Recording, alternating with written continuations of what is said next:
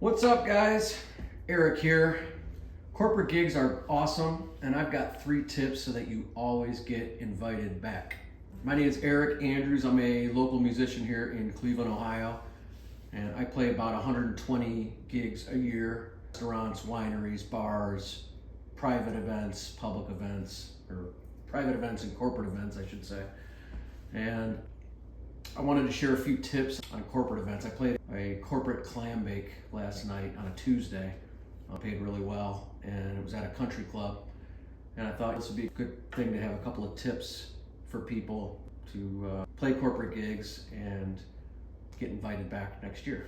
So the first point I'd like to make, the first thing is that you should dress appropriately.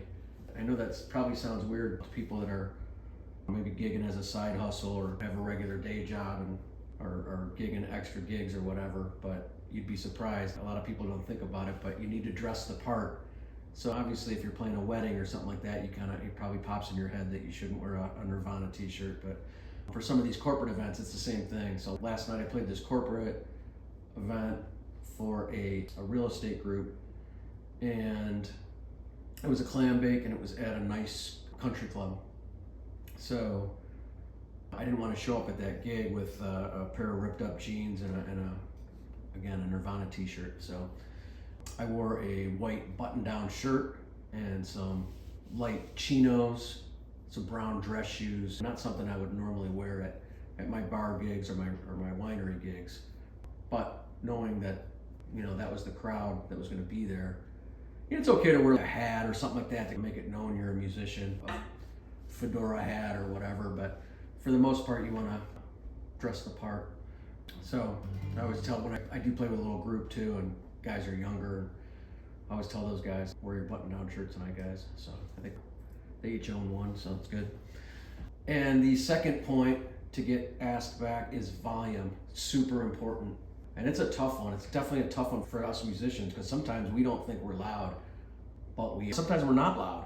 Like sometimes we're louder than they want us to be. You really are background music at these things.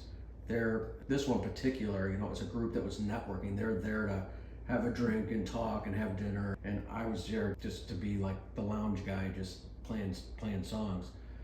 I've played for this group, I think 3 or 4 years in a row. The first year they hired my band, and we were downtown Cleveland at the Hofbrauhaus in a room, a big stage, and big hall, big and echoey and everything. And I had a drummer and a bass player myself. That's what they hired. They hired us, but it was too loud for them. They told us to turn it down a couple of times, and we're not a loud band by any means. We hardly ever mic our drums. 3-piece band.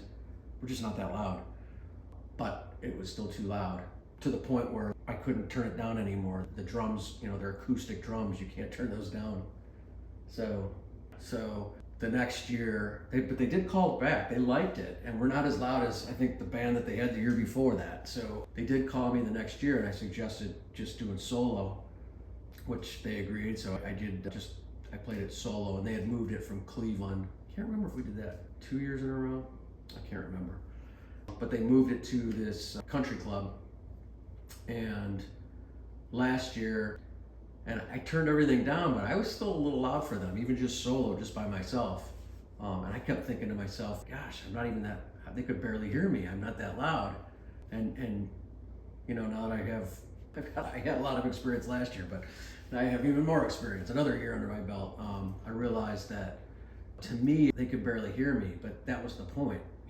I should be heard, but they should be able to still have a conversation, which I thought I was there last year, but normally I have my levels. I use a Bose L16 PA stick, and normally I'll have my levels at, like, for a winery inside or whatever, I'll be around 1 o'clock on the vocals and around 11, 12 on the guitar and my Beat Buddy. I use a Beat Buddy pedal.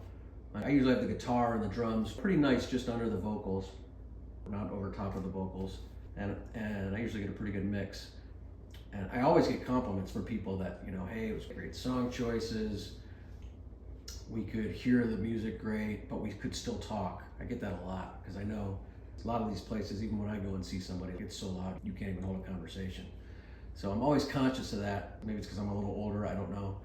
But This year I went in, they did call me back again this year.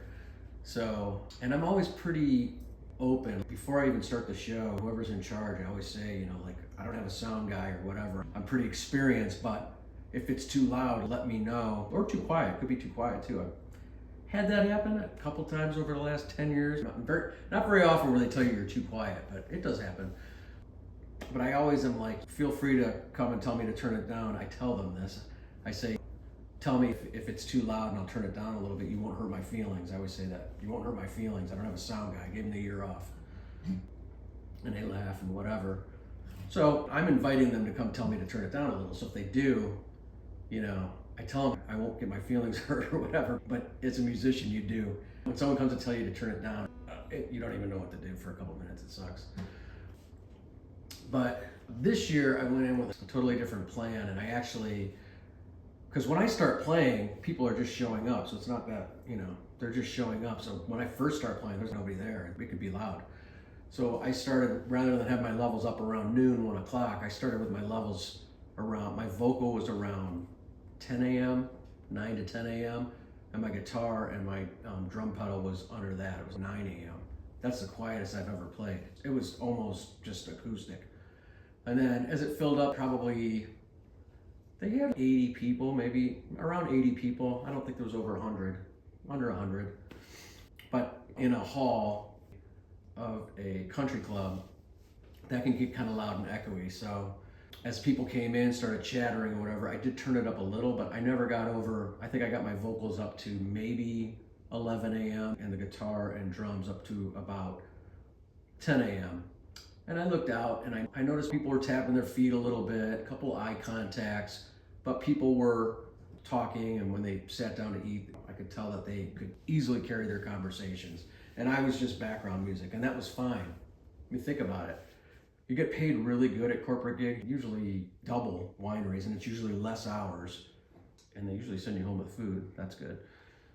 But so whatever they want, that's what you gotta give them. So they want you to unplug, but it ended up being really good, and I got a lot of compliments after the thing. And you never know, in a setting like that, there could be other, it was all real estate guys and whatever, and that could lead to more gigs. So you definitely want to be as accommodating as you can and as professional as you can be.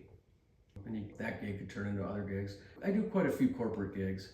I should probably up my game and, you know, do even more, solicit some more. But I do a National MS Society, and I've done stuff for some of the animal rescues and stuff, and just various ones. Some of the Wine Association, something. So corporate gigs are great. Second to, they're probably my favorite thing. Right behind that is cocktail hour, wedding cocktail hours.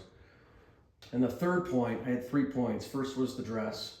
That's number one. Number two is the volume. I don't know if they're both just as important. All these points are 1, 2, and 3. And the third thing is song choices. For a corporate event, I do all songs people know. Nothing too rowdy like a winery, so I didn't get into Wagon Wheel and all that stuff, but you know, kind of chill songs.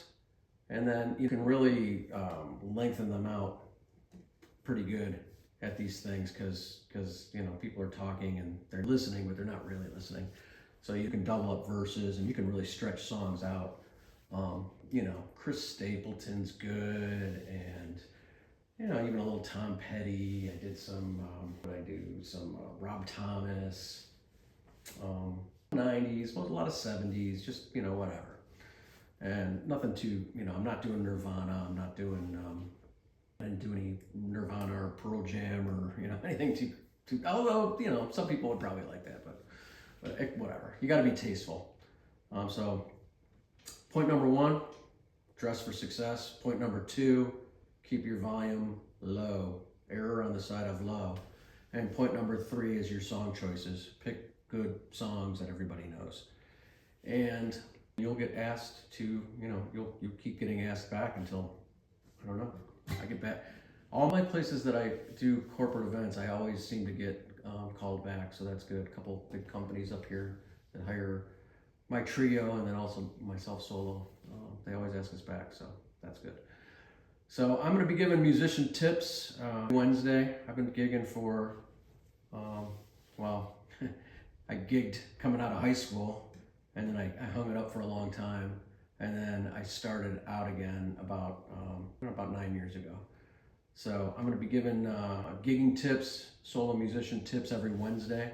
So if you gig or you're looking to do music as a side hustle or something, play about 120 shows a year, so I'm sure I have some stuff to share. So like and subscribe, and thank you.